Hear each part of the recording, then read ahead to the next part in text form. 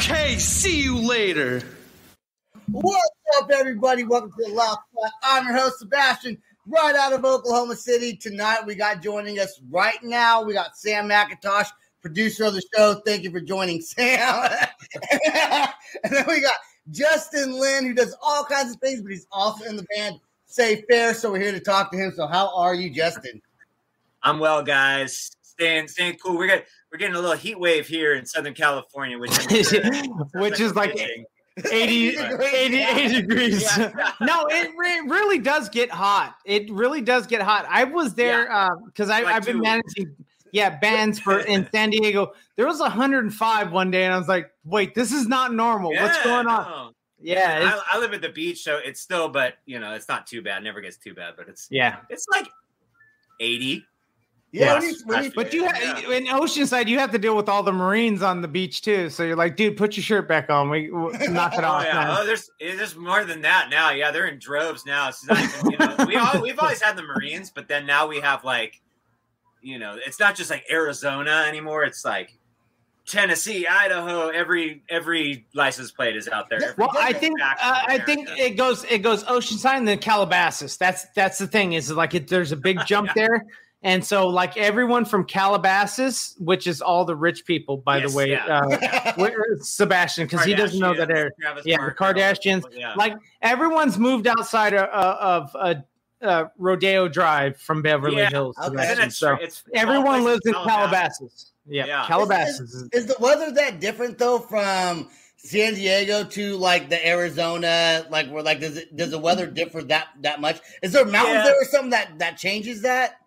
I just think that we're a coastal city or we're a coastal county, so it's like once you get out of San Diego County, like once you go inland or like let's say like Riverside, Riverside, like Santee or any of these areas that are just outside of the or that's still San Diego County, but once you get into that real inland bubble, it becomes like 20 degrees hotter, no breeze. So you have alpine, and then it starts to go down, and then it drops. There, I mean, you come out of the mountains, and then it drops to Ocotillo, and then you're like, before you know it, you're in El Centro, and then you're like on your way to my hometown of Yuma, Arizona, and you're like, what the fuck just happened? We're at 125 degrees. What just happened?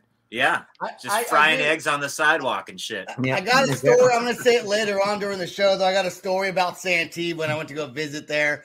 Lies. So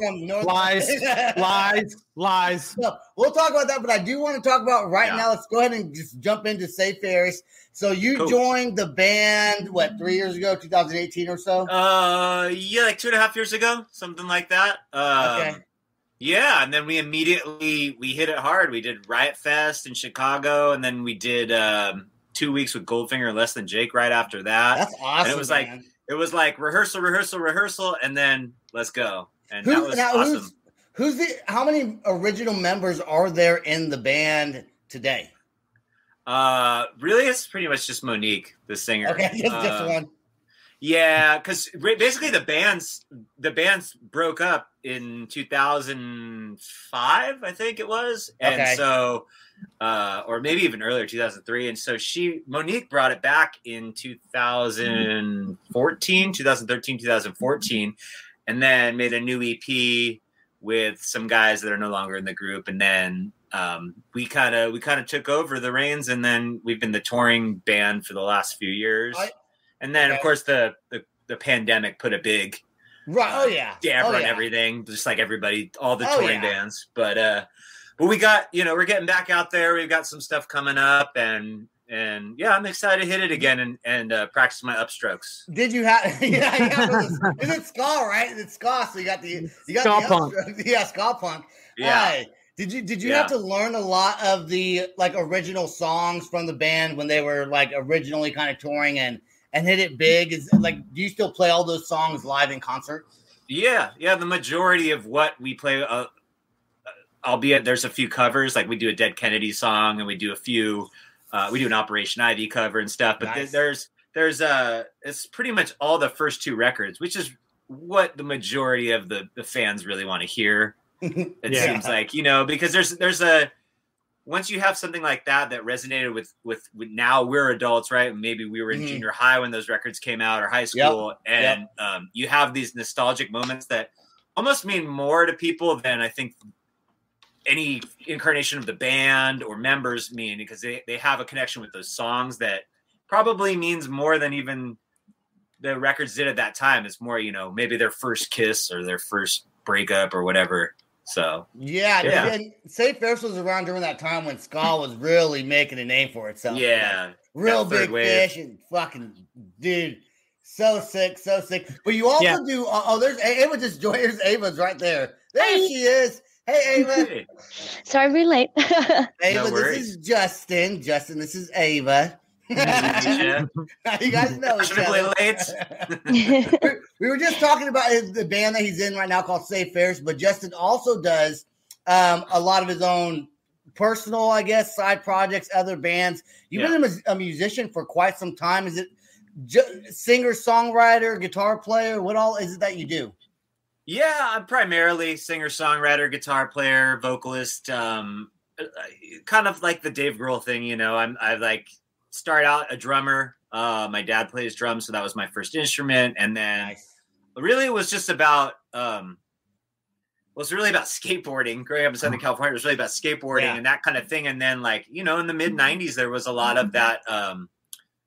I grew up with a lot of music in my house, but I think what really was the impetus for me to get into like wanting to write songs and stuff was like that second wave or third wave of punk in the mid 90s, and like just being at that right age and growing into like being 12, 13 when 1994, when those records were coming out and stuff. And there was, just wanting to learn how to play like No Effects and Bad Religion songs and stuff. And then, and so, I remember like just getting my first acoustic guitar and just finding the notes to like Linoleum or something, and like just figuring it out. And then from there, it just kind of hit the ground running. I mean, I took lessons and things, but it was really about just learning how to write songs and then get, starting a band in the garage. I'm different than all the other guys in Save Ferris, besides Monique, in that like I came really from like more of that punk rock, form a garage band with your friends kind of world, rather than they all went to like Berklee School of Music and went this very traditional route, which I got into some formal training later on and things. But when I was starting out, no, it was really like I wanted to just start a band with my friends and learn on the streets, dude. Yeah. And then he does his own stunts at the end of the day. Pretty much, His own stunts? What do you mean? Stunts. God damn it, Sebastian! What are you talking about? There's no really like he does his own stunts. I was like saying, like they said, I'm an actor, but I do my own stunts. Okay, I gotcha. I thought maybe he's a you fucked up that joke. Ava, yell at him, please. I do one stunt. You ever see those people on like the talent shows where they just jump from like 300 yards in the air into this one little tiny waiting pool? That, dude. My eyes are like this closed. I hate that shit. I hate that shit. Your eyes are like that closed on a normal day. Yeah, right. Swallowing the swords and shit. No, dude, I'm changing the channel. You got a gag reflex? I don't want it. I do. He does. That's why he doesn't suck dick anymore. So I had to quit, man. Let's talk about Save Ferris. Let's talk about his original stuff. Yes. Yeah, the original stuff. So your song. Don't tell me what to talk about, Sam. God damn it. I'll talk about whatever I want to goddamn talk about. Okay, let's talk about your original stuff still. Okay, so The Wanderer And that's just you, just Justin Linn. It's not with the band. It's just your own side project.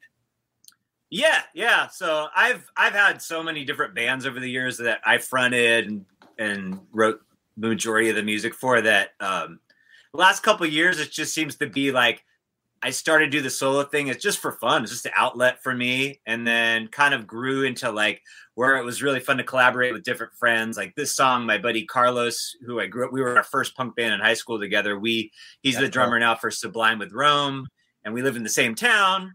So we got together at the beginning of quarantine. It's like, well, we never have time to like collaborate or hang out anymore. So how about I'll roll over to your studio, your pad, we'll just jam and we'll put it down on tape. And that's really how this song started. I had a riff and some ideas, and then I took the tracks home and then, finished the song that way. But that was, so it's always fun to be able to like collaborate with other people. And I hope to do more of that. It's always, music is kind of weird these days, because you don't like release a full album all at once. You kind of sprinkle these singles out. And then by the time the album's out, there's all the songs have been released already or whatever. So dude, I swear, if I had $1 for every time I said that exact same thing on the show, I'd have $164. It's the 164th episode. Yeah. But normally I bring it up, so I'm happy you brought it up this time. Sharon says, compare sizes. Hey, I do want to say, not safe for work. I know Michelle's watching. I don't know if she got her shirt. We wound up sending her a shirt, so hopefully you did. And let's go check out The Wanderer right now. Sweet. I hit. All right. There it goes.